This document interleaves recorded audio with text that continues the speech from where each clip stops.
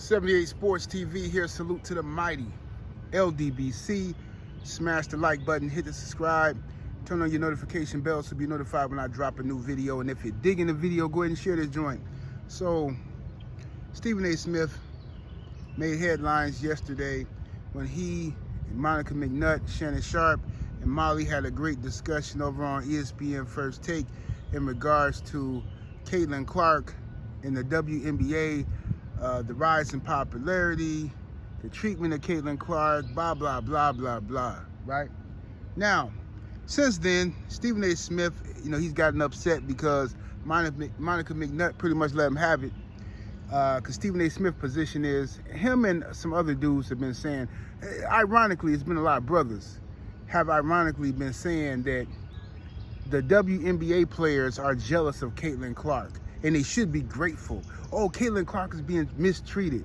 It is just so ridiculous because the underlying tone is a racial underlying tone that these black girls are jealous of Caitlin Clark. And then even Pat McAfee said something yesterday about he called Caitlin Clark this white bee. He was like basically trying to say that that's how people are referring to her, as the white bee, right? And it's this underlying tone of the angry black women that are mad at this good, wholesome Snow White and the Seven Dwarfs type of chick. They all mad at her and jealous of her because she coming in and getting a lot of attention and she making money and all this stuff.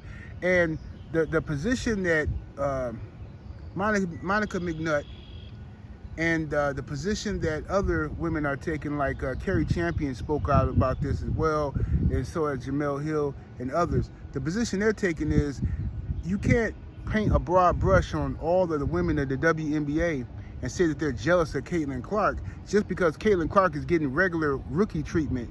She coming in, she getting fouled, rough. Same stuff happened to Angel Reese. Angel Reese got knocked down and somebody did try to tear her head off in the other game. Angel Reese. And didn't nobody cry for Angel Reese? It didn't make headlines. Nobody said Angel Reese is being treated unfairly. But with Caitlin Clark, for whatever reason, people are trying to, well, we know the reason. They're trying to push a narrative that she needs to be treated special. She's the savior for the WNBA and she should be treated and uplifted to some special heights. And this is not true, right? Every time somebody criticizes this young lady, they're called a hater.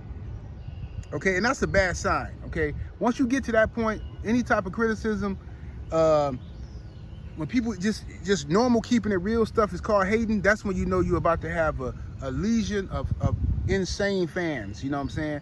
And that we've seen that with other athletes in the past, you know what I mean? So what's happened here is this. Like I said in my previous video, it's the addition of Angel Reese and Caitlin Clark. Both of them are bringing new fans into the WNBA, right? And both of them have sparked interest, and people are tuning in to watch them. They want to see that Magic Bird rivalry, which the WNBA and ESPN are seeming unwilling to participate in this rivalry. They keep trying to make it about Caitlin Clark, but it's not. It's about both of them. These two college phenoms, our rookies, are now, this is perfect. This is exactly what the WNBA needs, but the ESPN and the biased media is just refusing to give Angel Reese her fair share in this success of this female basketball right now. The attention, they don't want to give it to her. They want it all to be Caitlin Clark, and it's just not fair, right? So to suggest that all these sisters is just somehow mad, these girls been putting in work for years playing basketball, get no attention, right? Now all of a sudden, the attention is coming, and you want to give all that credit to Caitlin Clark and not Angel Reese, and you want to act like all these sisters are mad at Caitlin Clark, and that's why she got a regular foul. It was a regular foul, bro. Nobody snatched her out the air by her ponytail or nothing like this. This was a regular foul, a hip check. And you got Stephen A. Smith and Shannon Sharpe on TV whining about it. Charles Barkley whining about it. Like, bro, y'all got to stop this, bro. This is not 2024, bro. This is not the 1800s no more. You ain't got to prove no point. You ain't got to prove to people you can be trusted. It's a good one. You can trust me, boss. You ain't got to do none of that. Why y'all keep doing this weird stuff, man? Y'all just on TV. Like, what's the point? Like, there's no progression. what I'm saying? There's no progression of the brothers on television no more. Stephen A. Smith make all this money, been on TV all this time, and for what, bro? Like what if you still have to walk around with your head down and tuck your lips in and all that kind of stuff, then what is we doing out here in these streets? Come on, cut all this mess out. Oh, they jealous of Caitlin Clark. They jealous. This sound. You know what this sound like to me? This sound like the same mess Skip Bayless told Shannon Sharpe about Tom Brady. Here you have Shannon. This is why Shannon Sharpe surprised me when he cut that jig, because it don't make sense. It's like, dude, this is the same thing that just happened to you.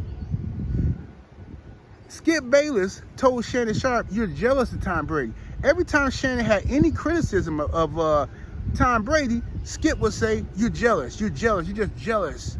You know, you're mad because your career ended, you know, and blah, blah. And Shannon like, man, really? Like, bro, I didn't accomplish all this stuff and you tell I'm jealous? So don't do that to these women now. Don't turn around and say all this stuff they didn't accomplish. Don't turn around and say because Caitlin Clark is getting regular fouled and getting rookie treatment, like everybody gets rookie treatment, now all of a sudden these women are jealous of her, and it got to be some underlying racial tone, like Pat McAfee is suggesting. That's ridiculous. It ain't got to be none of that. It's the underlying racial tone is coming from not from those girls. It's not even coming from Caitlin Clark. It's coming from the desperate need of the fans to have somebody who looks like them be successful, somebody they can relate to be successful. Oh, Caitlin Clark reminds me of my daughter. Oh, she reminds me of my niece, and blah, blah, blah. And that's where it's coming from. It's not coming from Caitlin Clark. It's not even coming from the WNBA players. It's coming from you guys, right? The instigators. That's where it's coming from. See what I'm saying? But yeah, Cari Champion, she cooked on this, and she says, basically, she pointed out that it's an underlying tone that, you know, she said the only reason that foul on Caitlin Clark by the Chicago Sky player it was even blown up on the media like this, according to Cari Champion, I agree with her. She says that she insinuated that it's because that people aren't comfortable seeing, still aren't comfortable in this country seeing a black woman be physical. And she happened to be physical with this young lady who happened to be white. So that makes people uncomfortable. And that's true. That's just the truth of the matter. Come on, let's just face it, man. Because, listen, bro, you know how I know it's the truth? Because if you look at the Angel Reese file, when Angel Reese got filed last week, there was no backlash. There was no Stephen A. Smith and Shannon Sharpe and Charles Barkley talking about some, well, these girls need to stop. They jealous of Angel Reese because she fine. They jealous of Angel because she fine. Which, you know, Angel is fine, you know. But ain't nobody said that. Ain't nobody said that. So why are they saying this now about Caitlin Clark? Come on, y'all know what this is, man. You know what I'm saying? But whatever. At least, you know, the WNBA getting some attention, you know what I'm saying, right now, and that's good. So the WNBA can't drop the ball on this. They have to successfully promote both of these young ladies, Angel Reese and Caitlin Clark. That's the wave of the future. If you try to cut out Angel Reese, you're just going to mess the whole thing up. 78 Sports TV, salute to the mighty LDBC. And I'm up out of here, though. Deuces. Smash that like button, share the video, y'all.